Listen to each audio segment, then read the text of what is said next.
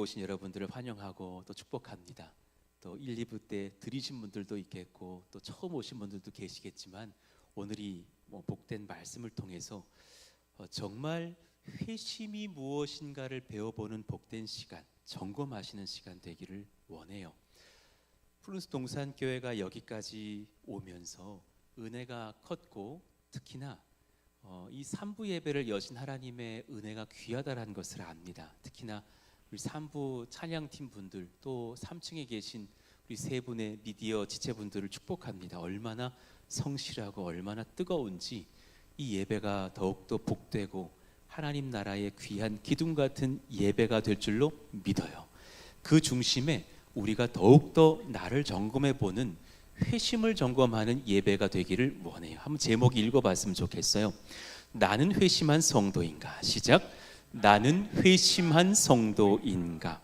여러분 잘 한번 돌아보시자고요. 회심이 무엇인지를 오늘 나누겠습니다. 이 디모데 후서의 시대 사도 바울이 이 디모데 후서를 쓰고 몇 개월 뒤에 순교했다고 전해져요. 주후 67년 혹은 66년경쯤에 이 디모데 후서를 마지막으로 디모데에게 두 번째 편지로 보냅니다. 그 한 3, 4년 전쯤에 먼저 전서를 썼고요. 그 사이 주후 64년경쯤에 헤롯이 그러니까 네로죠. 네로가 들어봤잖아요. 그 네로 황제가 로마에 불이 났는데 그것이 기독교인들이 불을 질렀다 하면서 엄청난 박해를 가하죠. 많은 사람들이 막 끌려가고 죽임당하고 또 노예처럼 팔리고 하는 악한 일들이 많았죠. 그 즈음하여서 교회는 혼비백산이 되고 이단들이 득세하고 거짓 복음이 난무하던 그때에 오히려 감옥에 갇혔던 사도 바울은 제자 디모데에게 내가 그래왔듯이 진실한 회심을 하는 성도의 자리를 지키고 또한 그렇게 그런 성도들을 세워가자 하면서 말세에 드러날 현상들이 이러하다라는 것을 나눠요. 여러분 제가 1, 2부 때는 같이 읽었는데 제가 한번 읽어볼게요. 여러분 한번 들어보십시오. 1절 너는 이것을 알라 말세에 고통하는 때가 이르러 나는 그러하지 않은가 한번 돌아보세요. 사람들이 자기를 사랑하며 돈을 사랑하며 자랑하며 교만하며 비방하며 부모를 거역하며 감사하지 아니하며 거룩하지 아니하며 무정하며 원통함을 풀지 아니하며 모함하며 절제하지 못하며 사나우며 선한 것을 좋아하지 아니하며 배신하며 조급하며 자만하며 쾌락을 사랑하기를 하나님 사랑하는 것보다 더하며 여러 분야의 죄들이 나왔는데 그 중심에 가장 으뜸인 것 근본인 것이 하나가 있어요. 2절 초반부에 자기를 사랑하며 라는 말씀이에요. 나를 사랑했기 때문에 그런 일들이 일어나요. 여러분 기독교는 나를 자꾸 더 사랑하는 길로 우리를 인도하지 않아요.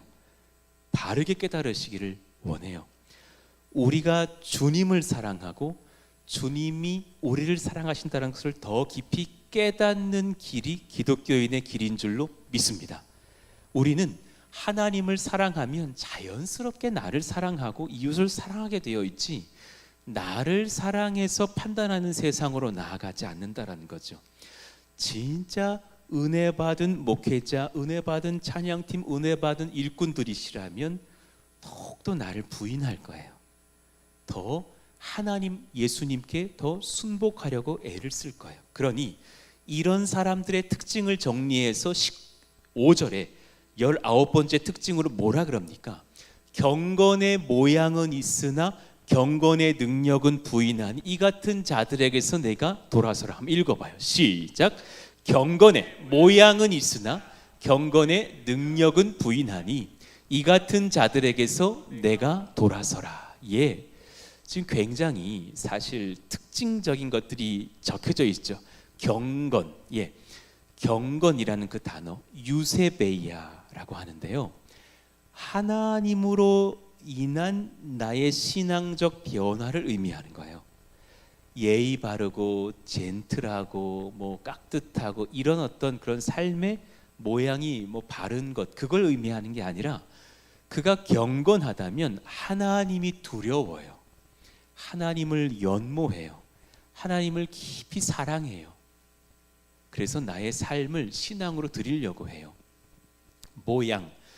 모양도 저기 그 단어가 조금 실수가 됐는데 그대로 읽어보면 모르포시스라고 그래요. 모르포시스라고 읽어야 돼요. 저기 이렇게 거꾸로 된 게 M자고 모르포시스라고 읽어요. 그러니까 외적인 모습이죠. 외적인 모습이 경건에 드러나죠. 드러날 수밖에 없죠. 그러나 그것만 배우는 사람은 아니라라는 거예요. 그건 옳지 않다. 지금 5절 말씀은 그러니 여러분 교회를 향해서 하시는 말씀이죠. 이 교회 안에도 굉장히 경건의 모양은 있지만 아까 말세에 고통하는 때에 이르러 드러나는 증상들처럼 자기 살아가며 돈 사랑하며 많은 죄악으로 살아가는 사람들이 많을 것이라. 그런 사람들이 능력을 부인한다면 디나미스, 능력, 이건 개인적인 근육, 힘, 학력, 재력 이게 아니에요. 그가 하나님께 받아서 역사하는 힘이에요. 하나님이 우리에게 허락하시는 힘, 믿으면 그 힘이 등장해요. 여러분 이 하나님의 힘을 구하시기를 축복합니다. 그 믿음이 있으시기를 원해요. 우리 사랑하시는 귀한 우리 사랑하신 집사님이 초등부 인도자가 되셔서 찬양 인도하신다고 들었어요. 와, 애들이 인도를 너무 잘하신대요. 놀랐죠? 그런 은혜가 흘러가요. 애들이 우리 선생님이 새로 오셨는데 찬양 인도를 너무 잘하신대. 너무 은혜가 된대요. 와, 그때마다 더욱더 예수님의 능력 구하는 믿음이 있으시기를 축복합니다. 그 믿음이 얼마나 우리에게 필요한지, 그 믿음, 그 회심 오늘 어떻게 점검하는지를 상세히 수술대에 올려서 한번 말씀드려 볼게요. 잘 한번 들어보시고 점검해 보시기를 바라요. 이 말세 때에 나는 바르게 회심을 한 사람인가? 첫 번째, 회심이란 무엇인가? 한번 읽어봤으면 좋겠습니다. 우리 1대지로 한번 열어봐 주십시오. 시작. 회심이란 무엇인가? 바른 회개와 믿음이 내게 있는가? 회심이란 무엇인지를 봅시다. 몇 가지로 정의를 내려보면서 도울게요. 첫 번째 A번, 천천히 읽어봐요. 시작. 예수님을 마음에 모신 한 사람이 옛 모양의 죄악의 삶을 그치고 하나님이 기뻐하시는 새로운 삶을 시작하는 첫 번째 행위, 돌이킴, 회심, 돌이키다라는 거죠. 예전에 저희 집 이제 결혼하고서 아이들을 출산하는 여정 중에 이제 아이 엄마가 이제 아이를 낳고 힘들게 아이를 낳고 꼭 간호원들이 하는 행동들이 있어요. 애를 이렇게 잡더니 핏덩어리를 꼭 한번 엉덩이를 탁 때려요. 그 왜 이렇게 낳자마자 걔는 맞아야 되는지 모르겠어. 그때 어떻게 돼요? 아기가 울어요. 어떤 그 새 아이도 왜 때려 그러지 않더라고요. 막 울어요. 그러면서 그 아이 울 때 간호원 의사들이 하는 말이 몇 시 몇 분 이 아이 자가호흡 시작했습니다. 그래요. 그 아이가 자기 숨으로 이제는 탯줄로 숨을 쉬는 게 아니라 자기 호흡을 시작한 거예요. 으앙 울면서 자기 숨을 쉬고 들숨 날숨 시작한 거예요. 그리고 나서 애를 닦아주고 이제 아이가 조금 있다가는 젖도 먹고 하면서 자기의 태어난 행동을 시작해요. 어떤 부부도 아가가 우리 아내의 뱃속에, 엄마의 뱃속에, 나의 뱃속에 임신되었을 때 그걸 인지하지 못해요. 여보 지금인가 봐요. 임신되었어요. 그건 잘 몰라요. 중생이 그와 같아요. 어느 날 정말 예수님이 참 관심 없더라도 그 어떤 복음을 듣다가 주님을 관심 있게 되고 관심을 넘어서 경청하게 되고 그 주님의 말씀이 너무나 맞구나 깨달아지면서 마음이 나의 죄성은 죽고 거룩한 새 영으로 새롭게 태어나는 역사가 있어요. 그날을 거듭남의 시간, 중생이라 그러죠. 그건 본인이 잘 못 느껴요. 저도 전도하다가 어떤 한 분도 지금 제 마음이 뜨거워지고 있어요, 말하시는 분 잘 못 봤어요. 그런데 막 듣다가 자기도 모르게 막 울어요. 복음 듣다가. 그러다가 막 닦더니 어떤 한 40대 중반의 여성분이셨는데, 목사님 왜 이러죠? 왜 이러죠? 막 그래요. 중생이 있는 시간인 것을 제가 느끼고서 복음을 단디 전한 뒤에 우리 같이 주님 앞에 회개와 믿음의 자리로 고백해 볼까요? 저 그러기를 원합니다. 저 영접기도 따라하겠습니다. 그리고 처음으로 고백을 했죠. 예, 그 첫 번째 행위, 그 돌이킴을 말해요. B번, 복음이 마음에 심기어 중생한 영혼이 죄와 사망으로부터 하나님과 영생의 나라를 향해 이동하는 첫 번째 행동이에요. 중생한 영혼이 이제 무언가 행동하기 시작해요. 그래서 어떤 죄를 끊어내기도 합니다. 예수님의 만나는 예배에 나오기도 합니다. 최근에 어떤 세가족 형제가 그런 말씀하셨어요. 정말 현장에서 예배드리는 것을 얼마나 사모했던지 나와봐서 느낍니다. 목사님, 저 이제 이 예배를 제가 포기하지 않겠습니다. 등한히 여기지 않겠습니다. 그 첫 번째 행동의 변화들이 막 일어나죠. 회심을 어떻게 제일 성경적으로 정의할 수 있는가? 바로 C번입니다. 같이 한번 읽어봐요. 시작. 복음을 듣고 깨달아 이제 스스로 예수님을 향한 나의 죄를 회개하고 나의 유일하신 구주 하나님이 예수 그리스도이심을 믿어 고백하는 것입니다. 여러분, 예수님 하나님을 향한 나의 죄를 회개하는 것이고요, 예수님을 바르게 나의 구주, 유일하신 하나님의 아들 구세주 그리스도로 믿고 고백하는 일. 회개는 후회하고 달라요. 남편하고 오랜만에 사이좋게 지내려고 차 한잔 마시러 나갔다가 괜히 말 잘못해가지고 서로가 다퉜어요. 아우, 후회가 돼. 이건 남편, 아내를 향한 후회가 미안함이죠. 그건 그냥 후회야 그래요. 그냥 사과하고 서로가 화해하면 될 일이죠. 예. 그런데 내가 부부에게 예를 든다면 그 아내를 함부로 여겼어요. 경히 여겼어요. 그때 한 분에게도 죄를 짓고 있어요. 너의 아내를 너의 몸보다도 더 사랑해라 명령하신 하나님의 말씀을 경히 여기고 있는 거죠. 십계명을 어기고 있어요. 그건 개인적인 후회와 개인적인 후회, 아픔, 탄식 정도가 아니에요. 하나님을 경멸하고 있는 태도였다는 걸 깨닫는 거예요. 어떤 분이, 어떤 고등학생이 저에게 수년간 그랬어요. 하나님이 계십니까? 전 저를 믿습니다. 그리고 그 형제가 어느 날 이 복음 들으면서 울었어요.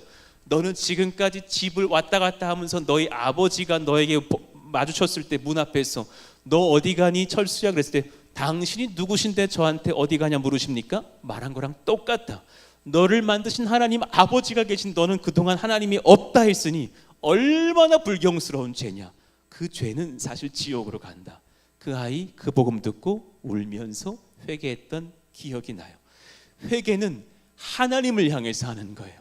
여러분들의 모든 추악하고 더러웠던 행위들이 하나님 앞에 회개가 일어나는 오늘 귀한 은혜의 예배가 되기를 축원합니다. 예, 그런가 하면 동시에 거기서 끝나면 안 되죠. 우리 이제 어찌할꼬 할 때 유일한 구세주이신 예수님을 믿게 되는 것. 내가 하나님께 갈 수 있는 길은 내 안에서 없어요. 아무리 많은 봉사를 해도 못 가요. 아무리 많은 헌금을 드려도 못 가요. 그것은 구원받은 자의 감사로 자원하는 심령으로 하면 족할 것들이에요. 그런데 예수님께서 우리 가운데 오셨어요. 예수님이 자신의 삶을 우리에게 던지셨어요. 마땅히 하나님의 아들께서 사람의 모습으로 오사 동일한 사람처럼 고난당하시면서 33년을 사시더니 죄 없으신 그분께서 십자가에 매달리셨어요. 손, 발 못 박히시고 피 흘리시면서 괴로움으로 절규하시다가 하나님 앞에 나의 모든 것을 맡겨드립니다. 다 이루었다 고백하시고 돌아가셨어요. 그때 그 나무 기둥에 보혈이 줄줄줄줄 흘러내려와요. 그 예수의 피, 예수님의 의가 내가 주를 믿는다 할 때 나에게 부어집니다. 할렐루야. 예수님의 피가 나를 덮어서 나의 모든 죄를 덮으십니다. 할렐루야. 그때부터 하나님의 아들의 권세를 얻고 천국으로 갈 수 있는 믿음의 사람, 의의 사람이 되죠. 회심이란 이 둘을 같이 가지고 있느냐의 문제예요. 내가 정말 예수님을 바르게 믿고 회개하고 살아갈 수 있는 사람인가? 이 시간 돌아봐야 되죠. 그러니 필수적인 요소가 아닌 게 있어요. 잘 돌아보세요.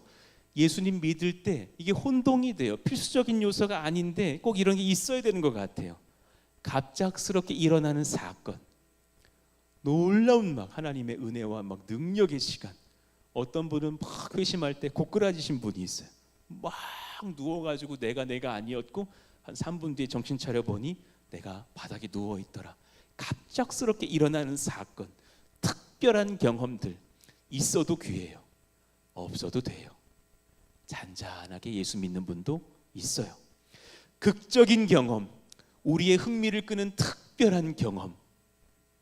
빌립보의 간수는 주님을 믿는 과정에서 자기가 이 죄인을 흠씬 두들겨 때리고서 감옥에 가둬 놨잖아요. 바울과 실라. 그런데 그 바울과 실라가 주를 믿으면서 주님 앞에 고난 당하면서 이미 주님이야 너무너무 뜨겁게 잘 믿었고 주님을 찬송하는 고백으로 막 찬양했을 때 죄수들이 듣더라. 와, 얻어맞고 괴로워도 아마도 막 예수님의 고난, 내가 이 길 담대히 갑니다. 만왕의 왕 내 주께서 왜 고초당했나 십자가 막 이런 찬송 불렀겠죠.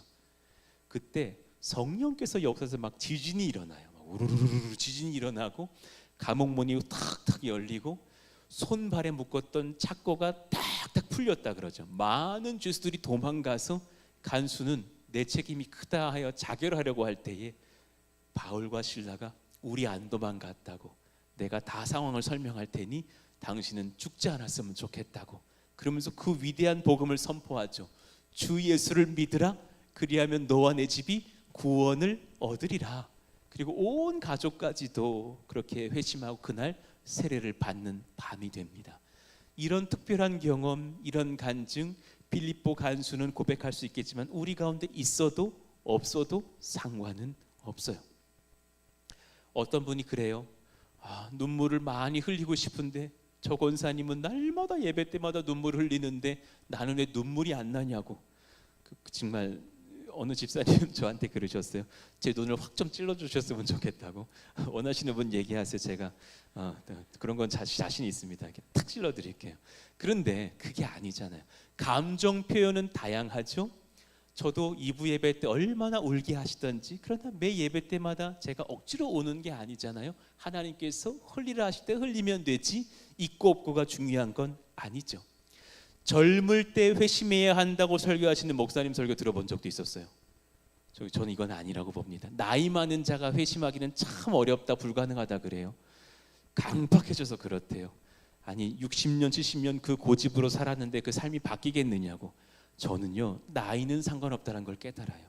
어린 아이도 80, 90 어르신들도 예수님 믿게 되면은요, 제대로 믿는 분들 많이 봤어요. 온 세대가 예수를 믿을 수 있다는 것을 저는 압니다. 물론 어릴 때가 더 유익하지만 나이도 상관이 없죠. 회심을 규격화시키고 일정한 원리를 주장하는 것도 아닌 것 같아요. 이래야지만 된다. 회심한 자는 바로 모든 죄를 다 끊는다. 아닌 경우도 있어요. 어떤 분은 담배를 탁 끊었어요. 어떤 분은 못 끊어요. 그리고 우리 교회 어느 집사님도 그 말씀 하세요. 지금도 비 오는 날 식사 후에는 그렇게 담배 생각이 난대요. 그거를 그분 용어로 식후땡이라고 그런대요. 나도 몰랐는데 배웠어요. 그렇게 담배 피는 사람들은 그렇대요. 그렇지만 주를 믿고 나서 지금 제가 의지적으로 끊어내리는 것이지 그런 욕구가 사라지지는 않습니다. 모든 죄를 끊는다 해서 거기서 완전히 자유한 건 아니죠. 어떤 분은 방언 받아요. 어떤 분은 방언 못 받아요. 어느 교회를 갔더니 어느 성도님이 하시는 말씀이 우리 교회는 방언 받지 않으면 성도로 인정하지 않는데요. 성경을 몰라도 너무 모르시는 거죠. 예, 김밥 천국에 어떻게 그냥 야채 김밥만 나와야겠어요? 소세지 소고기 김밥도 나와야겠죠. 제가 좋아하는 돈가스 김밥도 있어야죠. 너무 매력적입니다. 참 좋아합니다. 참치김밥도 있고 쫄면도 팔아요. 다양한 것을 하나님께서 한 식당에게 주시는 것처럼 여러 은사가 각자에게 다 다르게 있는 거죠. 방언하시는 분 속으로 손 들어보세요. 몇 분 드실 거예요. 못하시는 분 손 들어보세요. 또 몇 분 드실 거예요. 예, 그분들한테 구원이 없다, 그럴 수 없다라는 거죠. 예, 방언 못하고도요 귀하게 목회 잘하시는 목사님들이 엄청 많으세요. 제 친구분들 중에는 방언하는 목사님들보다 못하시는 목사님들도 여럿 계신 거예요. 그분들 목회 너무 잘하시던데요, 너무 설교가 은혜되던데요. 방언의 은사가 아니라 설교와 목회와 자기 부인의 은사를 받으시고 섬기겠죠. 회심의 진짜 영구적이고 중요한 요소가 있습니다. 회심의 필수적인 요소. 자, 성경이 증거하는 요소. 교회사 때마다 위대한 부흥 시기마다 반복되었던 사실이 있습니다. 어떻게 해야 회심이냐? 아까도 살펴봤지만 크게 한번 읽어봐요. 회심의 시작. 회심의 유일한 필수 요소는 바른 회개와 믿음입니다. 바른 회개가 여러분에게 있었습니까? 바른 믿음이 있습니까? 그 믿음과 회개를 점검해 보시자고요. 사도행전 20장 21절 천천히 한번 읽어봐요. 시작.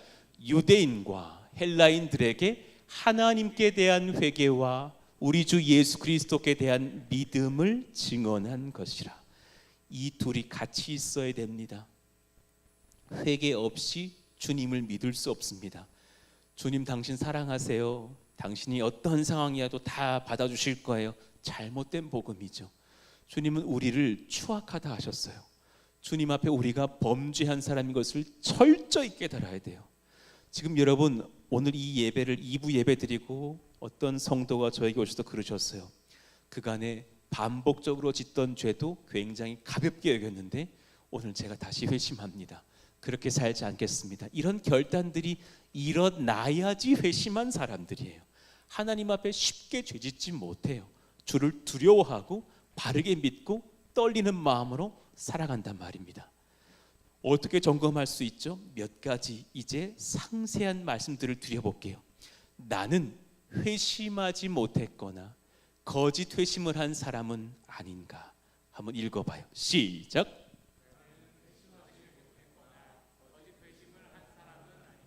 잘 생각해 보세요. 나일 수 있어요. 자꾸 그 사람이 들어야 돼 이러지 말고 한번 점검해 보세요. 우리 교회는 그래봐야 4년 지금 6개월 된 아기 교회예요. 여러분 4년 6개월 된 아이가 다 컸다 말할 순 없잖아요. 우리 교회 어떤 젊은 분이 설교를 듣더니 이렇게 질문하셨어요. 목사님 11조 자꾸 드리라고 하시는데 11조가 뭐예요? 10일에 한 번씩 드리는 겁니까? 모르시니까 물으시더라고. 너무 사실 순수해서 사실 사람으로서 성도로서 너무 사랑스럽더라고요. 그런데 그런 것 배워가면 되죠. 그런데 아무리 우리가 초년생이고 뭘 몰라도 회심은 알아야죠. 정말 회심이 무엇인지 배워야죠. 자, 첫 번째 잘못된 예들을 들어드리는 거예요. 일시적 회심이라는 게 있어. 읽어봐요. 시작. 일시적 회심의 문제. 내가 그러하지는 않은가 살펴봐야 돼요. 저는 어렸을 때부터 너무나 많은 딜레마가 너무나 수많은 교회학교 아이들이 일시적 회심을 정말 실제적인 신앙인 줄 알고 크다가 대학 가서 딱 충격 먹고 술 한 번 마시고 어떤 오빠 잘못 연애했다가 잠자리에 한두 번 갔고 교회 못 다니겠다 그러고 주님 버리는 경우를 너무 많이 봤죠. 늘 고민이었어요. 우리 교회학교 아이들을 위해서 여러분 기도해 주셔야 돼요.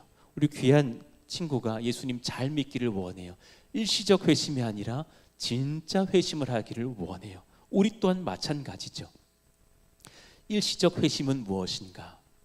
회심은 나의 모든 것을 다 드려도 예수님의 구원의 은혜, 영생의 복이 크다는 것을 깨달은 자가 나를 드리는 거죠.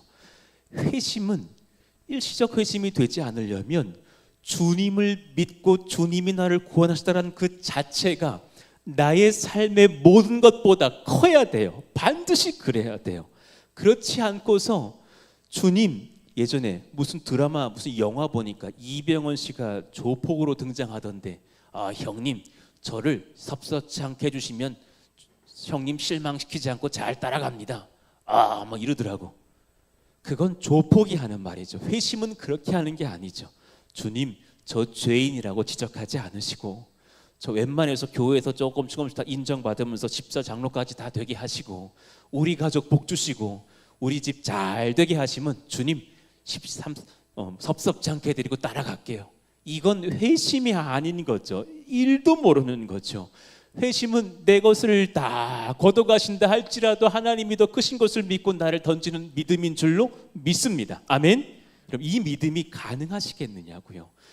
어떤 누군가가 망대를 세우고자 해요. 누가복음 14장 28절. 그때도 계산해 봐야겠죠. 누가 망대를 세우고자 할진데, 그 높은 기둥을 세우고자 할진데 자기가 예산이 얼마고 얼마가 들겠고 재료값이 얼마고 내가 그걸 계산해 봐야 되지 않겠어요? 내가 지금 천국에 가려고 하는데 주님께서는 믿음을 요구해요. 그 믿음은 하나님 앞에 나의 모든 것을 드릴 만한 가치가 그리스도께 있다라는 믿음이에요. 그 값이 아직 없는데, 내가 그리스도가 내게 전혀 크지 않는데 그냥 조금 동의해드리고 오랜만에 문화를 따라서 교회에 나와드리고 있는데, 그 사람이 어떻게 믿음의 망대를 세울 수 있겠어요? 마태복음 13장 44절의 믿음이 저희들에게 있기를 원해요. 읽어봐요. 시작. 천국은 마치 밭에 감투인 보화와 같으니 사람이 이를 발견한 후 숨겨두고 기뻐하며 돌아가서 자기의 소유를 다 팔아 그 밭을 샀느니라. 아멘. 여러분, 모든 것을 다 팔아보아도 주님이 크니까 믿는 믿음이시기를 원합니다. 정말 그 믿음이 나에게 있는가? 일시적 회심은 그렇지 않은 거죠. 처음엔 복음이 들어와서 은혜가 돼요. 아우 믿겠다 그래요. 살아보니 희생할 게 많네, 교회에 갈등도 있네, 또 덜 성숙한 누군가가 나에게 뭐라 그러네, 화가 확 나죠. 아, 교회 안 다녀, 떠나버리고 말지. 그리고 기독교인 듯 말하지만 하나님 앞에 더 나오지 않아요. 왜 그래요? 내가 더 크기 때문이에요. 예, 오병이어 사건을 일으켰던 예수님께서 이 말씀하셨어요. 오병이어를 일으킨 그 기쁨 속에 많은 사람들이 막 감격할 때 다 돌려보내셨대요. 오병이어 괜찮죠? 여러분 지금 한 달에 얼마 버세요? 더 벌고 싶죠? 더 벌고 싶다 마음속으로 손 들어봐요. 아, 너도 벌어? 지금 벌고 있어?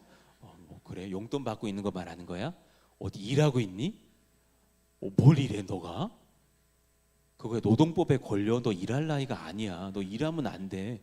그 직장은 위험한 직장 같은데, 혹시 아버지가 거뒀다고 용돈 주시는 건 뭐 괜찮겠지만 더 벌고 싶죠. 어린애도 더 벌고 싶대요. 예, 연봉이 공 하나 더 붙었으면 딱 좋겠죠. 500이 웬 말이야. 5천 벌면 아 좋겠죠. 그런데 오병이어를 경험해보니까 많은 사람들이 흡족한 거예요. 주님이 탁월한 복사 능력이 있어. 종이만 복사하시는 게 아니야. 물고기를 복사하셨어. 세상에 빵을 복사하셨어. 주부들은 너무 좋죠. 주님 저에게도 함께하사 삼시세끼 해결하여 주옵소서. 우리 아들이 5끼를 먹는데 해결하여 주옵소서.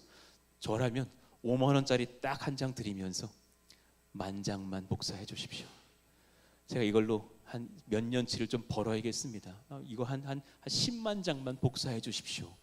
그런데 그런 사람들을 다 돌려보내시고 나서 뭐라 그러셔요? 바로 이어서 6장 63절에 설교하시는데 너무 특별하고 또 다른 설교 읽어봐요. 시작.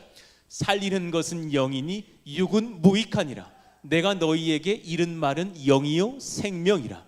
지금 그렇게 많은 것들로 기뻐서 주아 메시아시다 왕이시다 하던 사람들 다 돌려보내면서 나는 육을 유익하게 해주러 온 왕이 아니란다. 너희가 더 잘 살려고 해준 왕이 아니란다. 내가 너희들에게 병 고쳐주는 이유는 이 병 한 번에 고쳐서 영생하라고 주는 것이 아니라 병 고칠 만한 능력과 너를 사망에서 생명으로 이끌 능력이 나에게 있음을 너가 믿게 하려 함이 아니라 나는 너가 영이 바뀌어지기를 원한다. 부동의 권속들아, 이 교회를 다니면서 빠르게 부자 되기를 바라는 것 이전에 그거는 하나님이 원하시는 자들에게 알아서 하실 일이고, 내 영이 살아서 그리스도를 바르게 믿는 사람 되기를 예수 이름으로 축원한다. 할렐루야. 이것이 우리의 믿음 아닐까요? 이른 말, 내가 너희에게 이른 말은 영의 말씀, 생명의 영혼의 변화를 말씀한 것이 아니냐. 그때부터 66절, 제자라고 부르던 사람들 중에서 많은 사람이 떠나갔대요. 일시적 회심의 대표적인 예입니다. 떠나갑니다. 사라져 버립니다. 그랬더니 주님께서 너희도 가려느냐 12제자에게 물으시죠. 여러분들에게 묻겠습니다. 조금 시험 오고 환난 오고 내 자존심 탁 누가 건드리면 떠나버리시겠습니까? 그건 망대 계산이 잘못된 거예요. 내가 더 크면 믿은 게 아니에요. 하나님의 아들을 믿는 믿음, 그분의 영광이 훨씬 커야 되는 거죠. 사랑받는 누가 의사와 함께 소개되었던 데마라는 인물이 있어요. 열심히 주님을 섬겨서 골로새 교회에 향한 편지에는 등장해요. 야, 믿음 좋은 이 사람 누가와 데마도 너희에게 무난한다. 그리고 나서 로마의 박해가 거세지자 데마가 예수님 버렸던가 봐요. 바울 선생님, 저 이제 이 길 못 가겠어요. 저 예수님 못 믿겠어요. 저렇게 황제가 나를 죽이려고 하는데, 그리고 예수 믿는 자들은 너무 극빈한데 저도 좀 살고 봅시다. 저도 좀 살고 봐야죠. 그리고 떠나가 버려요. 디모데후서 4장 10절에 보니까 참 극심하던 그 로마의 박해 시기에 데마는 이 세상을 사랑하여 나를 버리고 데살로니가로 갔고, 그레스게는 갈라디아로, 디도는 달마디아로 갔고, 나머지 분들이 부인했다는 건 아니에요. 그런데 데마란 사람은 특별히 세상을 사랑해서 물질적으로 생명으로 안위를 얻으려고 주를 부인하고 떠났다는 말씀이죠. 저희들은 어떠한지 돌아보셔야 돼요. 일시적 회심을 정리해 보겠습니다. 잘 들어보십시오. 말씀을 듣고 예수님께 잠시 마음을 열었으나 실상 진실로 회심하지 못한 상태, 예수님을 향하여 조금 마음을 열었다가 더 신앙이 성장하지 못하고 마음을 내가 원하는 세상 것들로 돌려버리는 것. 예. 저도 세상의 것들이 참 좋아 보일 때도 있죠. 그러나 주를 위해서 정리한 거죠. 끊은 거죠. 쳐다보지도 않는 거죠. 주님이 몹시 좋으니까. 여러분, 그 믿음이 있기를 원해요. 그런가 하면 또 다른 점검, 거짓 회심의 문제. 읽어봐요. 시작. 거짓 회심의 문제. 일시적 회심은 복음을 들었다가 튕겨내는 경우고, 거짓 회심은 복음을 들은 적이 없어요. 들었지만 복음에 일절 관심이 없어요. 거짓 회심에 속한 사람들의 특징은 설교를 싫어해요. 설교 때마다 자요. 설교 시간에 나가요. 왜냐하면 설교에 관심이 없거든요. 그 사람들의 마음에 교회는 20년 다닐지 몰라도 거짓 회심이 있을지도 몰라요. 잘 보셔야 돼요. 말씀과 복음을 듣지 않아요. 구원을 얻었다고 착각하는 경우에 다른 쪽으로 만족이 일어났기 때문이에요. 특히나 은사가 좋으신 우리 찬양 팀원들, 내가 찬양의 귀한 은사와 음악적 은사 섬길지라도 이것과 구원은 연결돼 있지 않아요. 진짜 회심이 내게 있는지 점검해 보실 필요가 있는 거죠. 말씀과 복음을 듣지 않고 구원 얻었다고 착각하는 경우, 복음을 잘못 아는 경우, 진리가 아닌 다른 동인에 의해서 내 마음에 어떤 만족이 발생했어요. 열심히 선행을 했더니 많은 성도들이 칭찬해줘요. 아우, 우리 성도님은 진짜 너무 착하셔. 어떻게 예의가 바르시고, 어떻게 이렇게 자원봉사도 잘하고, 그렇게 아프리카 사람들에게 그렇게 수고도 하시고 물질 보내주시고 대단하세요. 이런 말씀이 흐뭇해서 교회에 나와. 혹시 그 마음 가운데 복음이 없다면 거짓 회심이죠. 11조를 많이 낸다고 구원을 얻는 것은 아니죠. 제자반에 어떤 성도님이 그 말씀하신 거, 자기 회사에 독특한 분이 있대요. 늘 1년 12달 술에 취해 있대요. 알코올 거의 중독 같아요. 근데 교회에 충성을 다하고 한 번 헌금하실 때 1,000만 원, 2천만 원, 3천만 원씩 하신대요. 와, 그러니 막 교회에서 되게 인정받으시나 봐.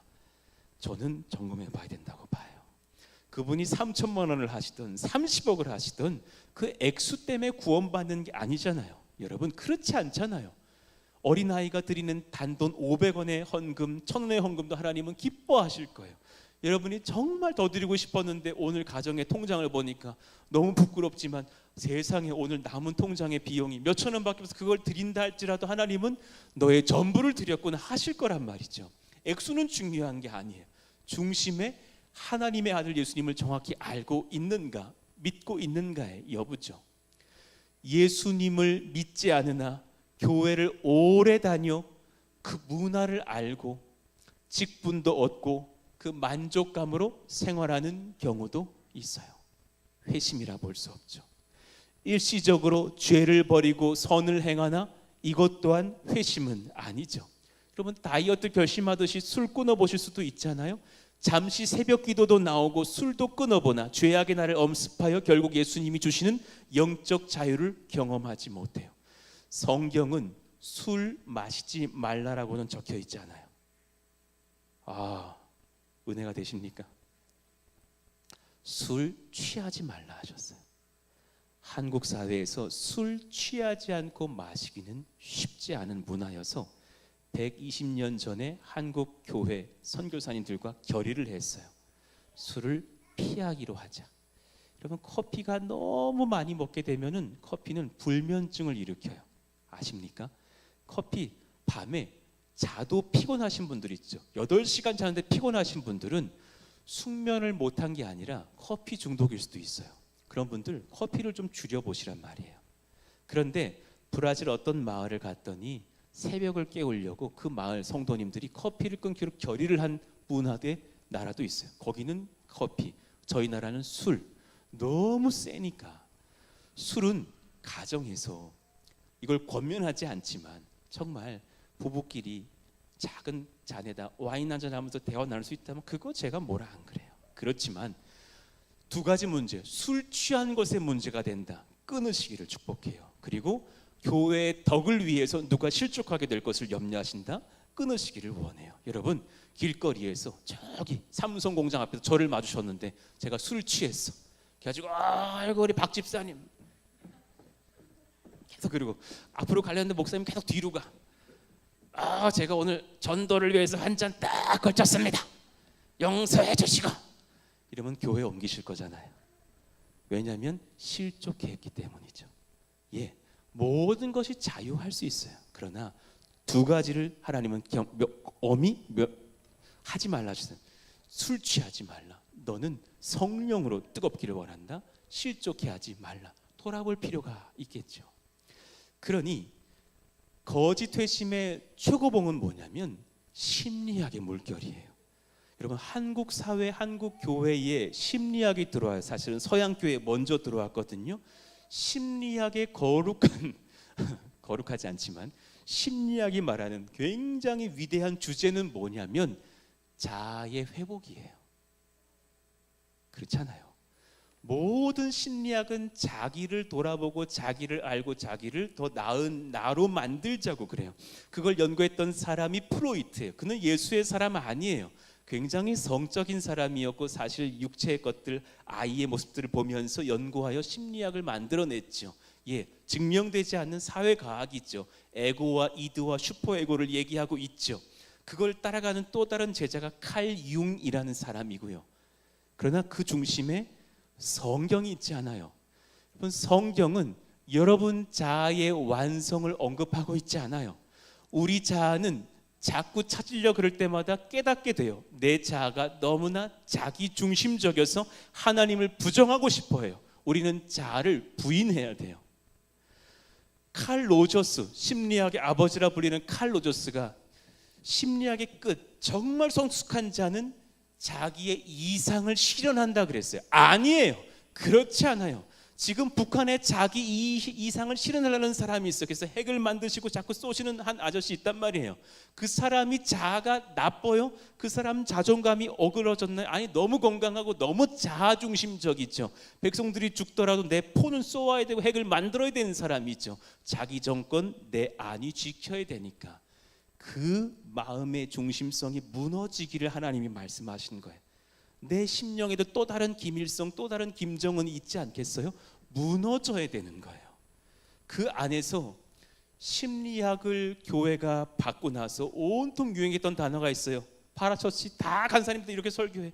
자아상이 실추되셨어요. 자존감을 회복하세요. 아니요, 우리는 자존감의 문제가 아니라 거룩하신 하나님 앞에 내가 죄인인 것과 하나님의 아들의 예수의 은혜가 아닌 소망 없는 것을 믿으시고 나를 부인하고 줄 쫓으시기를 축원합니다. 할렐루야. 아멘. 그 심리학의 물결로 교회가 무너졌죠. 제가 완전히 변했어요 라고 말했던 로이즈 존스 목사님에게 와서 심리학책을 들고 왔던 어떤 자매가 있었더랍니다.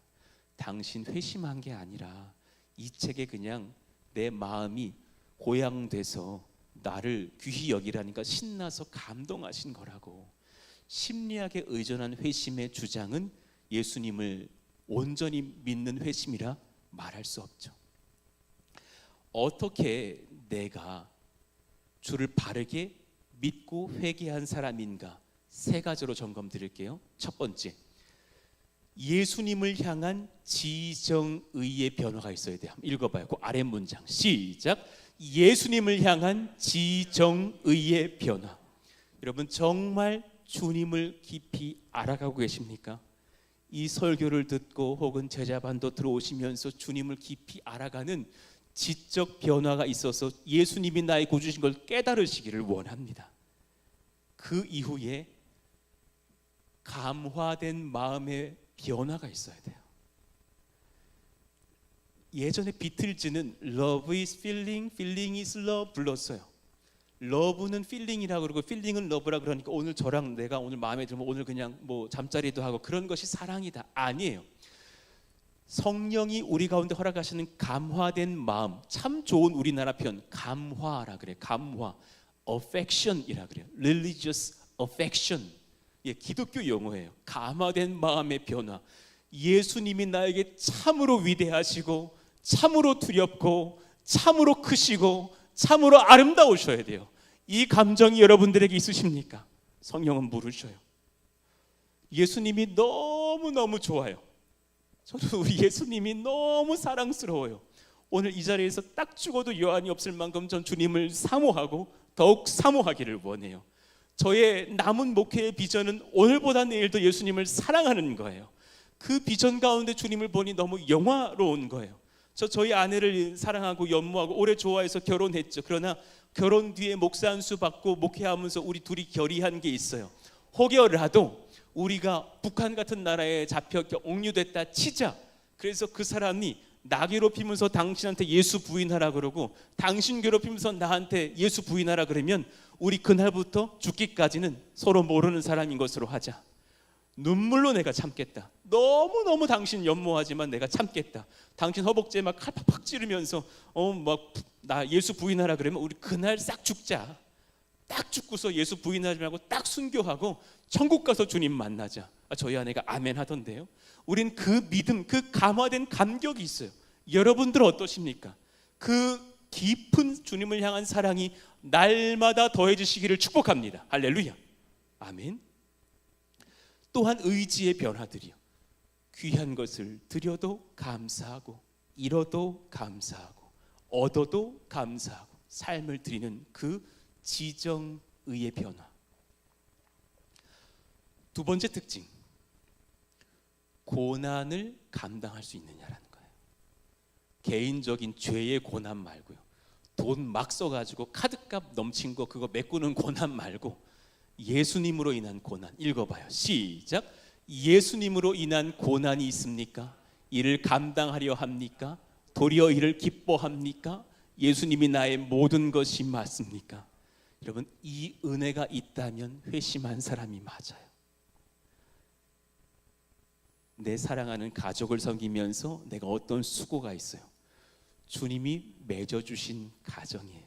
사랑하는 내 남편이에요. 평생 그를 섬기면서 수고도 많고 눈물도 있지만 기쁨으로 나아갈 수 있는 고난에 대한 헌신이 있어요. 주님께 약속드렸어요. 제가 목회 경영하지 않겠노라고. 주님 앞에 이분들을 진실로 사랑하겠노라고. 제가 여러분 약속드릴게요. 어떤 분하고도 제가 흥치풍하지 않을게요. 끝까지 사랑하고 끝까지 존경하고 끝까지 용서하고 용납하며 품고 나아갈게요. 왜냐하면 예수님 앞에 고난이 기쁨이니까. 고난도 아닌 것이고. 우리 가운데 이런 것에 대한 결단들이 있습니까? 디모데후서 1장 8절 말씀 읽어봐요. 시작. 그러므로 너는 내가 우리 주를 증언함과 오직 하나님의 능력을 따라 복음과 함께 고난을 받으라. 이런 고난 받을 만한 심령이 나에게 있다면 회심한 자가 맞아요. 예, 그 수고와 헌신이 감당되겠는가? 마지막 세 번째, 1, 2부 예배 때는 전하지 않았지만 말씀에 대한 충성이 있어요. 진실한 회심을 한 거룩한 믿음의 중심에는 하나님의 말씀, 예수 복음에 대한 깊은 충성이 있어요. 고백해봐요. 말씀에 대한 충성. 말씀을 사모하는 그 심령에 내가 마음을 쏟고 있는가? 디모데 후서는요, 총 4장으로 기록되어 있고 사도 바울이 유언처럼 쓰고 곧 순교한 말씀이니 얼마나 절절한 마음의 그 심정이 담겨 있겠어요. 디모데후서 1장에서 4장을 요약해 드려 볼게요. 딱 4가지로 정리가 돼요. 1장의 주제, 주님의 말씀을 지키라. 2장은 뭔 줄 아세요? 읽어봐요. 시작. 주님의 말씀을 가르치라. 온통 말씀이에요. 3장 시작. 주님의 말씀에 거하라. 예, 4장 시작. 주님의 말씀을 전파하라. 온통 말씀. 그 말씀 안에서 너의 믿음이 견고하여질 것이라고. 믿음의 중심에는 하나님 말씀을 아는 바른 지식과 소망이 있죠. 저는 개척 전에 되게 이런 실수의 생각을 했던 것 같아요. 되게 제가 카리스마적 목회를 해야 되는 줄 알았어요. 되게 뭘 탁탁 제시할 줄 알고, 딱 지금은 이걸 할 때입니다. 나 이런 막 딱딱 맞고. 근데 그게 안 맞더라고요. 코로나가 올 줄은 몰랐슈. 이런저런 것들. 그리고 교회가 어느 정도 이렇게 은혜를 받고 이 당연히 땅으로 왔을 때 2, 3년 전에 왜 워크아웃을 했잖아요. 성도님들이 다 포스트잇에 우리 교회가 나아갈 어떤 비전들, 저희 내년에도 한 번 더 해보기를 바라는데요. 그런 것들을 막 붙이면서 자기가 원하는 우리 교회에 성령이 지도하실 때 이러한 교회가 돼야 된다라고 말씀을 막 받았어요. 1등이 뭐였냐면 하나님 말씀을 배우게 하는 교회, 말씀을 알려주세요 라는 부분이었어요. 전 사실 그게 나올 줄은 몰랐답니다. 그리고 주님 앞에 엎드려졌을 때 주님께서 제자반을 알려주시면서 이 귀한 책 가르쳐라 하시면서 로이드 존스 목사님 책 3권을 소개시켜 주신 거예요. 그 전에 제가 그 책을 알고 있었지만 이 책을 성도들에게 가르칠 생각은 한 번도 한 적이 없어요. 어떻게 이걸 알 수 있을까? 너무 난해하고 깊지 않은가? 그런데 제자반의 특징은 뭐냐면 정말 성경에 있는 말씀만 가르쳐요. 성경에 있는 말씀을 이 말씀과 저 말씀이 어떻게 연결되는지 성경 곳곳을 돌아다니면서 헤집어요. 그래서 하나님이 누구신지, 성부, 성자, 성령은 누구신지, 왜 그분께서 한 분이신지, 어떻게 우리는 믿게 되는지, 오늘 단계처럼 회심은 무엇인지, 전의 중생은 무엇인지를 성경에서 곳곳이 살피게 하는 과정 가운데 있는 거예요. 제가 이것을 가르치고 여러분과 함께 배우면서 깨달은 2가지가 있는데요. 성도님들이 자연스럽게 그리스도를 닮고 뜨거워지고 있다는 걸 봐요. 우리 교회는 지금 그 분들 중심으로 또 여러분들도 그러하기를 원하고 순전하여지고 있는 것을 봐요. 여러분, 우리가 더욱더 말씀 안에 깊이 헌신되어져 가는 교회이기를 축원합니다. 그런가 하면 두 번째, 저는 뭘 느꼈냐면 힘을 빼도 되던데요. 저 요즘 되게 평안해요. 저만큼 쉽게 목회하는 분 목사님들 중에 흔치 않을 것 같아요. 대충 하는 게 아니라 제 옆에 계신 분들 알아요. 저도 열심히 하거든요. 그런데 마음고생 별로 안 해요. 말씀 잘 지도하는 목회로 나아가니까 너무 성령께서 예수님을 우리 교회에 등장시키시고 이끌어 가시는 게 보이는 거예요. 저는 저희 교회가 그러한 교회이기를 원하고 여러분들이 진실로 회심한 성도가 되기를 원해요. 여러분들은 어떠십니까? 이 3부 예배를 통해서 진실로 하나님 앞에 이 세 가지를 점검하는 성도이기를 원해요. 지, 정, 의 안에서 내가 진실로 죄를 회개하고 주님을 사랑하고 믿고 있는 성도인가? 고난을 감당하려 하는가? 내가 하나님 말씀을 사랑하는가? 자리에서 한번 일어나 봅시다.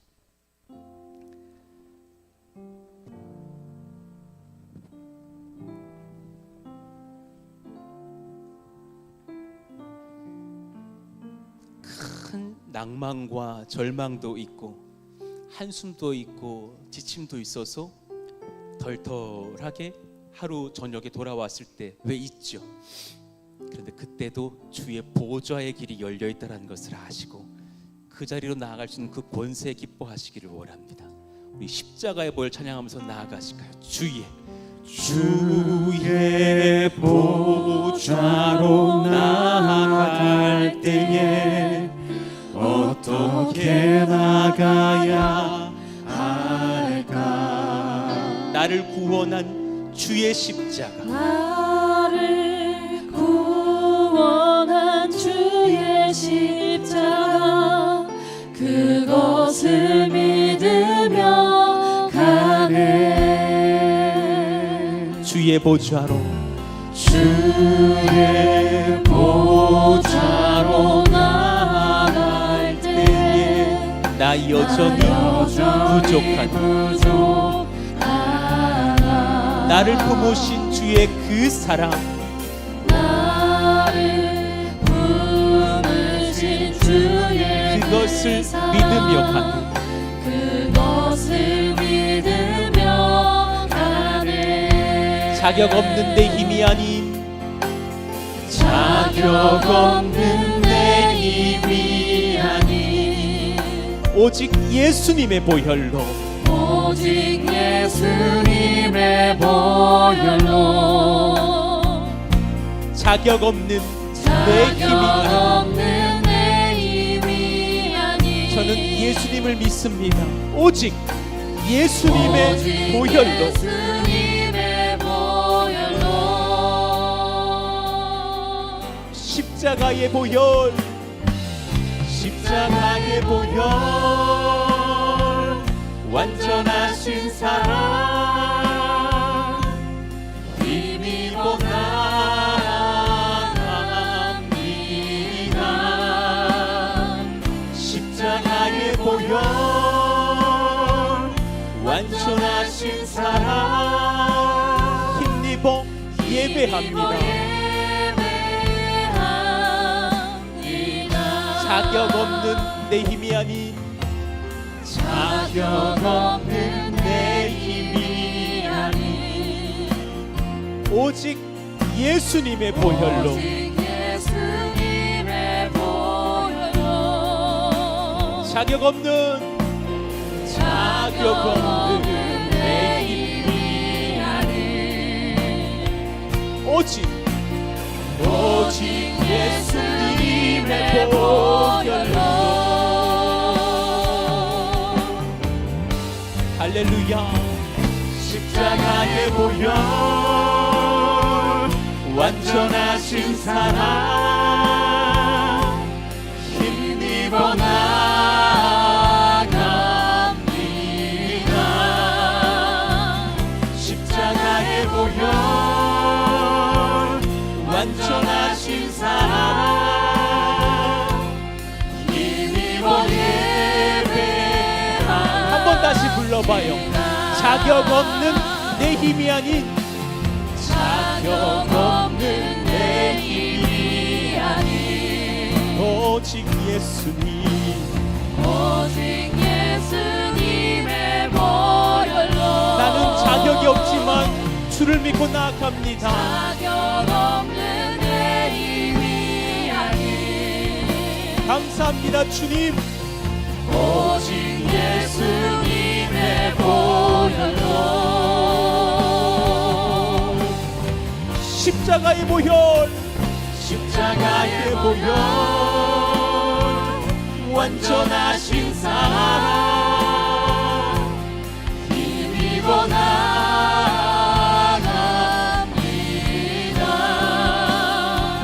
십자가의 보혈 완전하신 사랑 힘입어 예배합니다.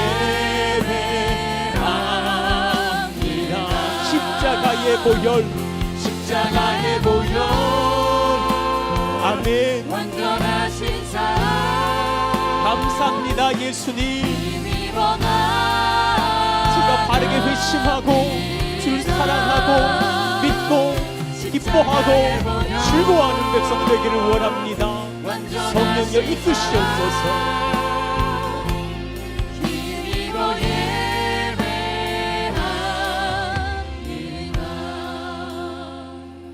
우리 두 번 기도할 텐데 먼저 첫 번째로 여러분 진짜 회심한 백성이 맞는지 이 시간 돌아보시기를 바라고, 혹여나 이 중에 한두 분이라도 내가 일시적인 회심이었던 것 같습니다, 거짓 회심이었던 것 같습니다, 그렇다면 이 시간 주님 앞에 회개하십시오. 그래서 제가 예수님 제대로 믿고 주를 따르며 나아가겠습니다. 또 믿고자 하는 우리들에게도 우리 옛자가 커져 있는 상태는 아니었는지요? 여러분들에게 지정의로 주를 따라가고자 하는 심령으로 충만하십니까? 여러분은 고난을 감당하려 하십니까? 피하려 하십니까? 날 건들지만 않으신다면 주님 잘 따라가 드릴게요. 가짜 회심이라 말씀드렸어요. 여러분들에게 말씀을 향한 사모함이 있습니까? 그런 우리의 소망들로 인도해 달라고 주님 더욱더 잘 믿고 주님 더욱더 사랑하기를 원합니다. 우리 주여 한번 부르짖고 기도합니다. 주여.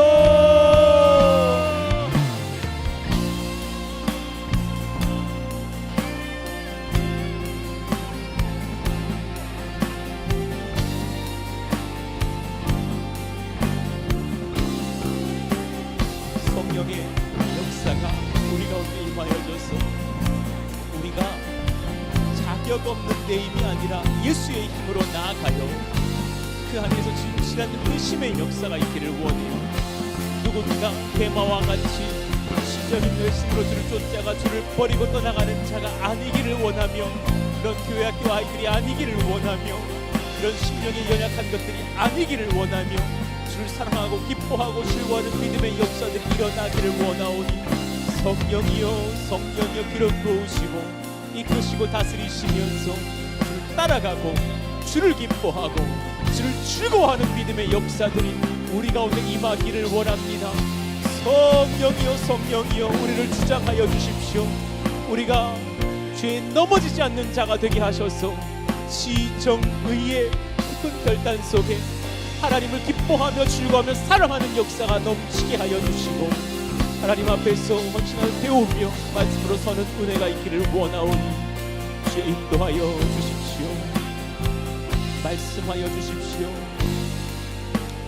잠깐 한번 눈을 뜨셔서 디모데후서 3장 14절부터의 말씀을 좀 읽고서 기도했으면 좋겠어요. 저는 이 제자반을 하면서 제 목회 비전이 좀 많이 바뀌고 있는 것을 깨달아요. 저 말씀 열심히 가르치고 또 잘 전하려고 생명 걸고 나아갈게요. 여러분, 우리 교회가 어떤 이벤트에 중심된 교회가 아니기를 원하고 내 어떤 만족감에 중심된 교회가 아니기를 원해요. 말씀 가운데 서서 말씀을 붙드는 교회, 예수님의 복음에 붙들리는 교회 되기를 축원합니다. 우리 같이 한번 크게 한번 읽어볼까요? 17절까지 시작. 그러나 너는 배우고 확신한 일에 거하라.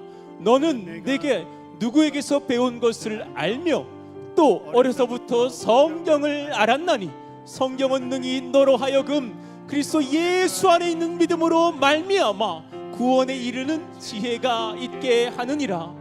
모든 성경은 하나님의 감동으로 된 것으로 교훈과 책망과 바르게 함과 의로 교육하기에 유익하니 이는 하나님의 사람으로 온전하게 하며 모든 선한 일을 행할 능력을 갖추게 하려 함이라. 아멘. 전 여러분들에게 도전합니다. 말씀을 배우십시오. 하나님 앞에 그 말씀을 사랑한다 고백하시고 그 말씀에 힘써 전념하십시오. 제자반에 들어오십시오. 예배 사모하십시오. 말씀의 사람 되겠습니다. 말씀에 붙들린 교회 되기를 원합니다. 우리 같이 한번 주여 부르짖고 기도합니다. 주여, 성령이여 그런 교회가 되게 하여 주십시오. 그런 은혜가 넘치게 하여 주십시오.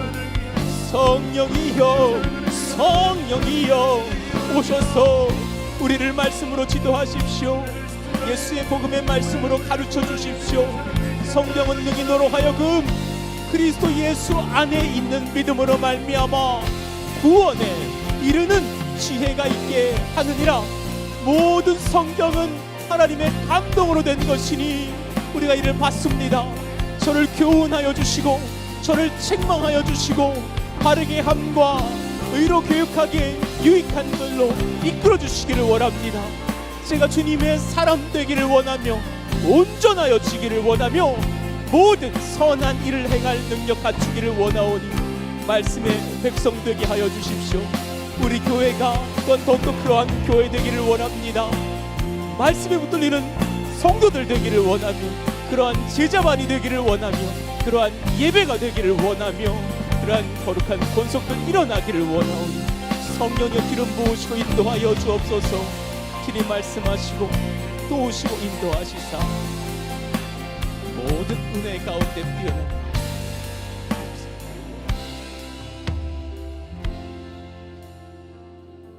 우리 안에 가볍게 주님 따라가는 듯 하다가 고난이 오면 휙 주님을 버려버리는 그런 연약한 일시적 회심이 없기를 원합니다.